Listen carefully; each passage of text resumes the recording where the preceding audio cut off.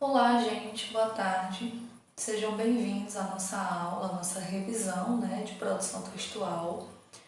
Como vocês sabem, o tema que eu escolhi para nossa avaliação é poema. E esse assunto vocês encontram no capítulo 6 do livro de vocês. Até rimou, né? Mas, na verdade, a escolha por esse gênero, poema, foi uma tentativa de facilitar para vocês o estudo, para a avaliação, porque, como eu já disse em sala, poema é um tema recorrente, né? Vocês já estudaram esse conteúdo nas séries anteriores. Inclusive, esse ano nós tivemos contato com o poema lá no nosso projeto cultural interdisciplinar, Arraia na Quarentena. E durante o projeto nós voltamos em poema, relembramos, o que é o poema, a poesia, a estrutura do poema, as rimas. E é este o tema da nossa aula de hoje. Eu vou retornar com esse material que nós utilizamos lá no nosso projeto cultural, que vai nos servir perfeitamente nesse momento.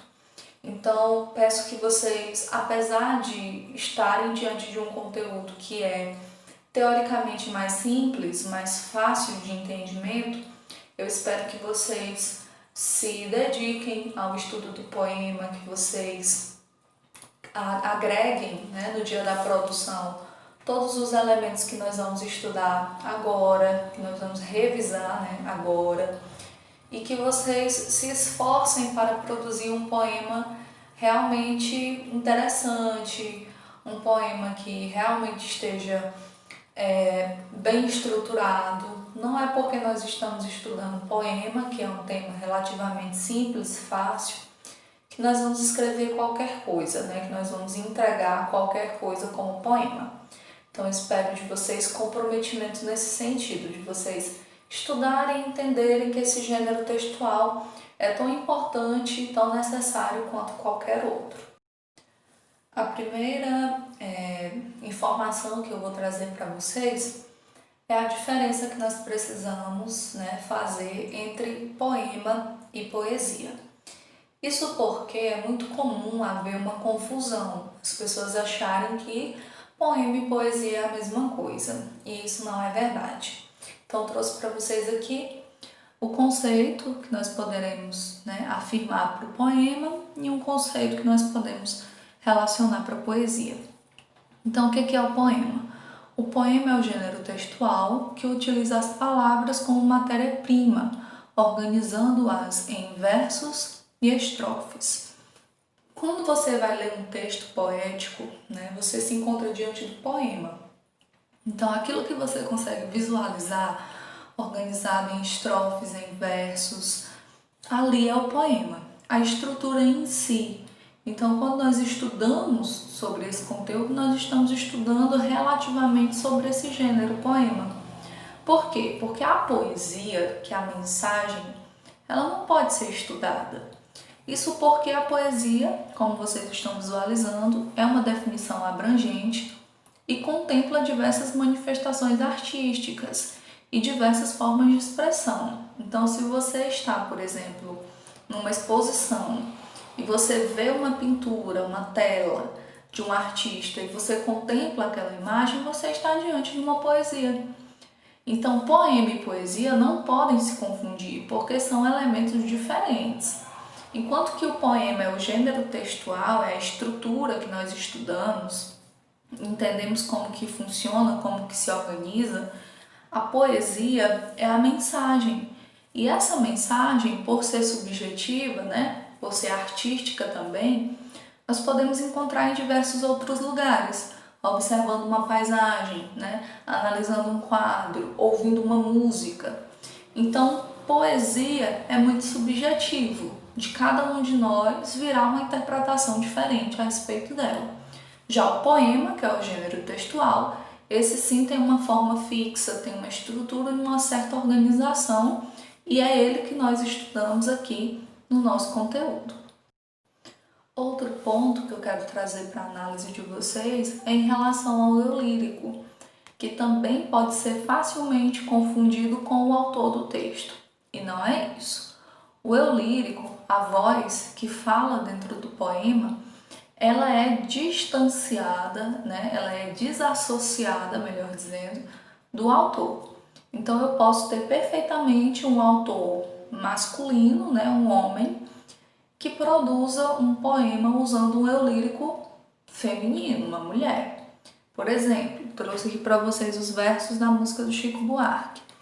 Se acaso me quiseres, sou dessas mulheres que só dizem sim por uma coisa à toa, um cinema, um botequim. Então nós temos aqui o autor, que é um homem, que produziu um poema com base no eu lírico mulher, né? Com base do eu lírico feminino. Então entendam, a voz que está dentro do poema, né? O eu lírico em si, ele é uma coisa totalmente desassociada, é uma voz totalmente desassociada do autor do poema. Então, quando você analisa o poema, você não está analisando diretamente o autor, você está analisando ali o eu lírico, você está analisando ali a voz que fala dentro do poema. Se vocês lembrarem do primeiro poema que nós analisamos no capítulo 6, o fanatismo, escrito pela Flor Bela Espanca, vocês vão lembrar que lá o eu lírico era extremamente fanático. Ele, né, pensava na pessoa amada, respirava, almejava a pessoa amada 24 horas por dia. Isso não significa que a Flor Bela, criadora do poema, seja uma pessoa fanática, assim como o eu lírico é, porque são duas coisas diferentes. E qual é a estrutura básica de um poema? Basicamente, o poema é composto por dois elementos, pelos versos e pelas estrofes. Esses dois elementos são necessários para a composição do poema, para que você visualmente, ao olhar, né, já consiga perceber que ali você está diante de um texto escrito dentro desse gênero, que é o poema.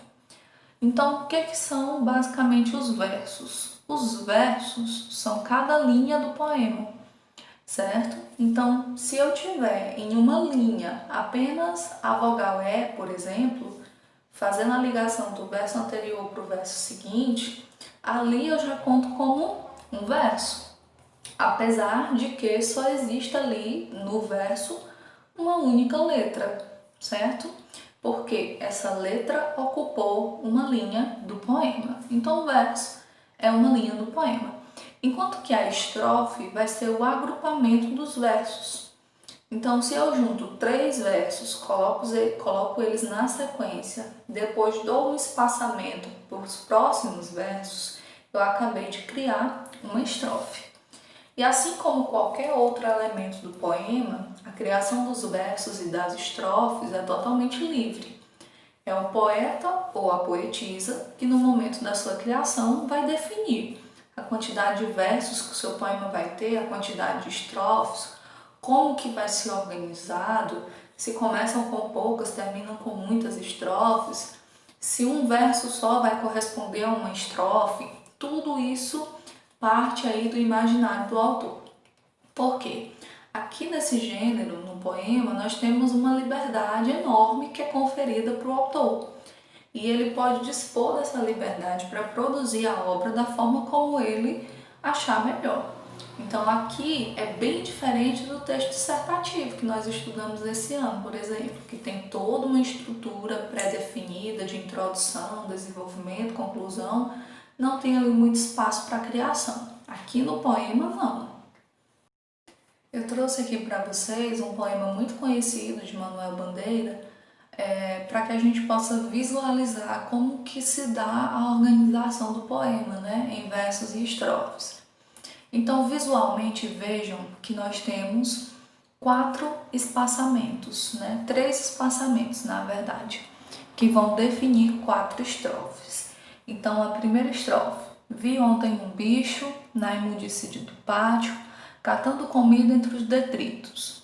Então, eu tenho a primeira estrofe e essa estrofe conta com quantos versos?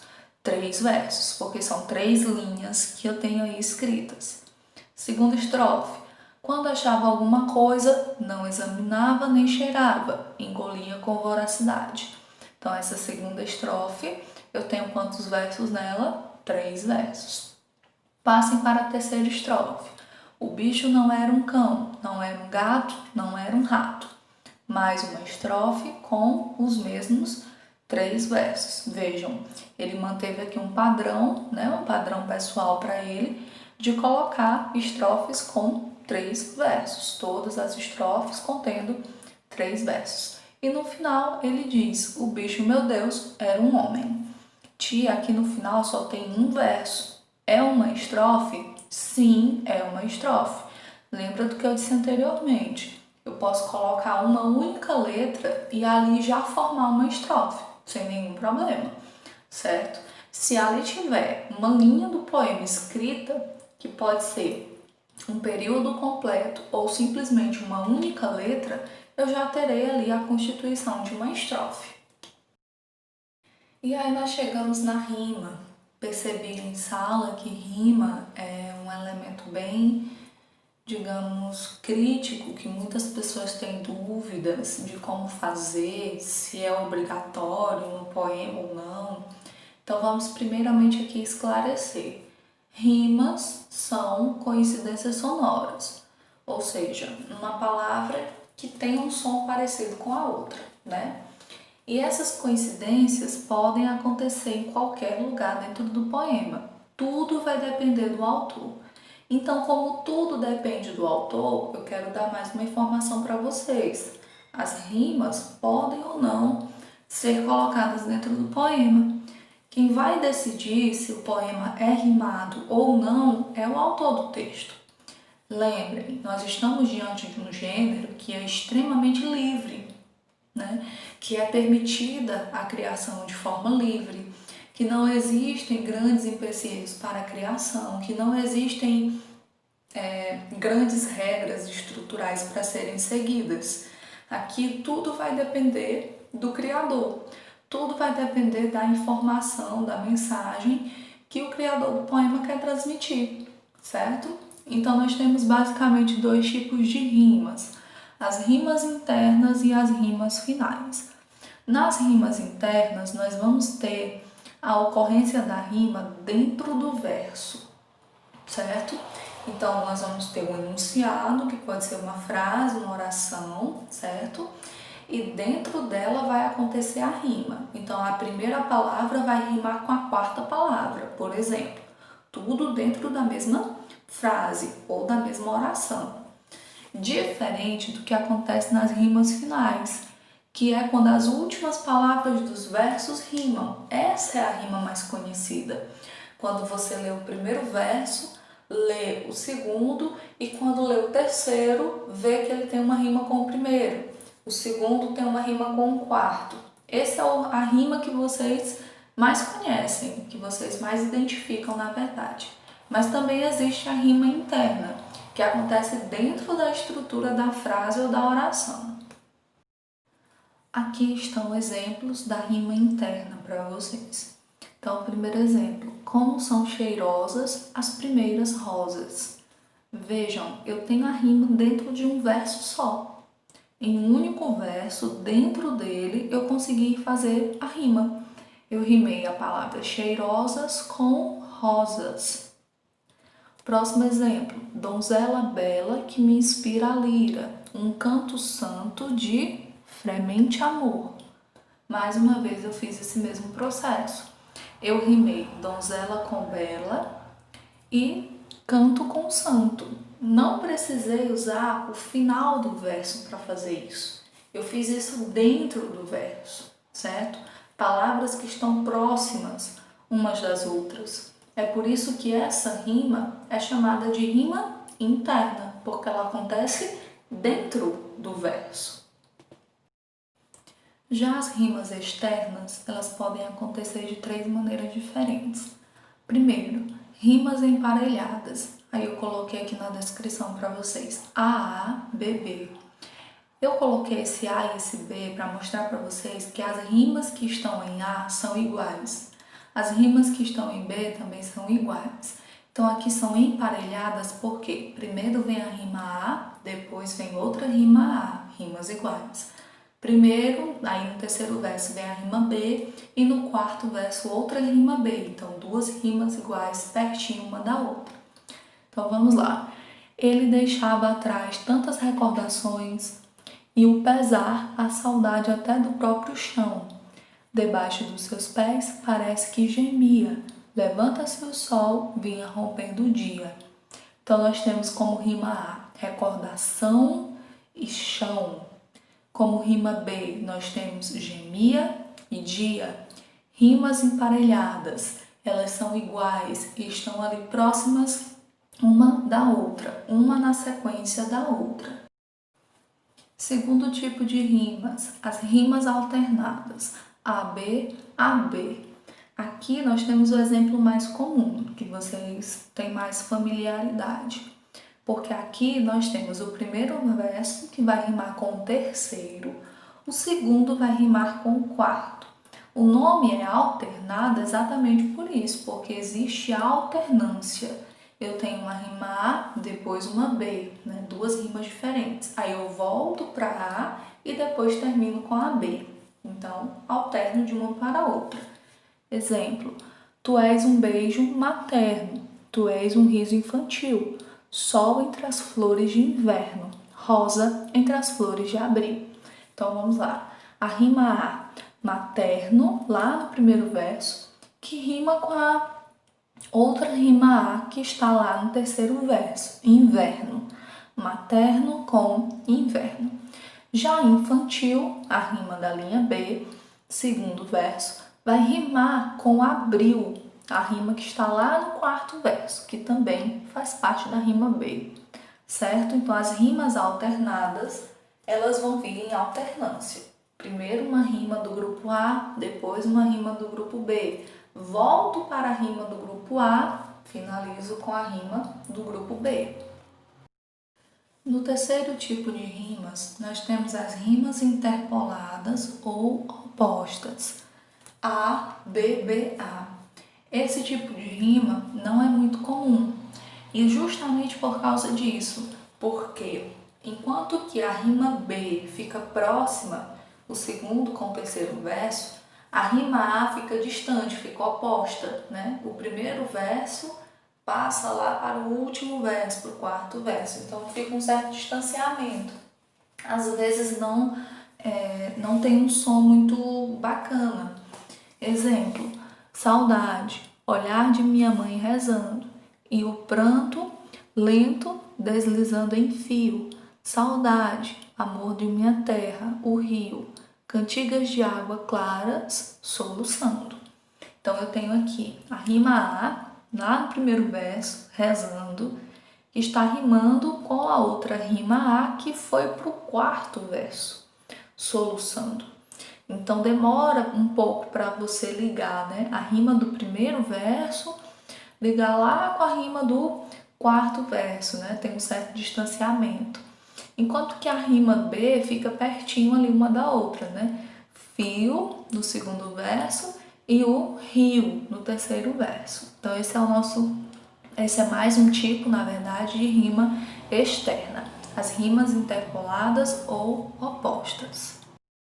E aí você deve estar se perguntando, tia, mas e se eu quiser escrever, né, um poema sem as rimas, né, que não utilize rimas, nem rimas internas, nem rimas externas? Sim, você pode. Você vai utilizar os chamados versos brancos. O que são os versos brancos? São os versos que não têm rima. Existe isso? Claro. Lembra lá da primeira regra que eu falei no poema? Que a estrutura do poema em si é livre, que o poeta ou a poetisa tem liberdade, tem autonomia para produzir, né, o seu próprio material, para produzir o texto que vai ser divulgado. Então, se ele tem autonomia, ele pode perfeitamente, ao invés de fazer um poema rimado, fazer um poema sem rimas. Trouxe aqui o exemplo para vocês. Envelhecer. Antes, todos os caminhos iam, agora todos os caminhos vêm. A casa é acolhedora, os livros poucos, e eu mesmo preparo o chá para os fantasmas. Então vejam, Eu tenho aqui mais um poema, só que a diferença primordial, principal, é que aqui eu não tenho rima.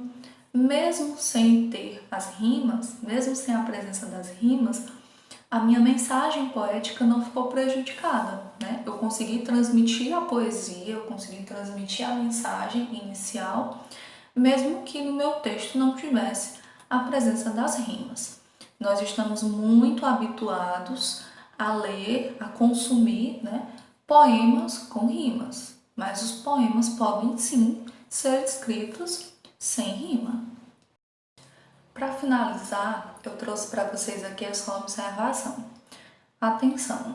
Há poemas que têm forma fixa, isto é, submetido a regras quanto à combinação dos versos, das rimas e das estrofes.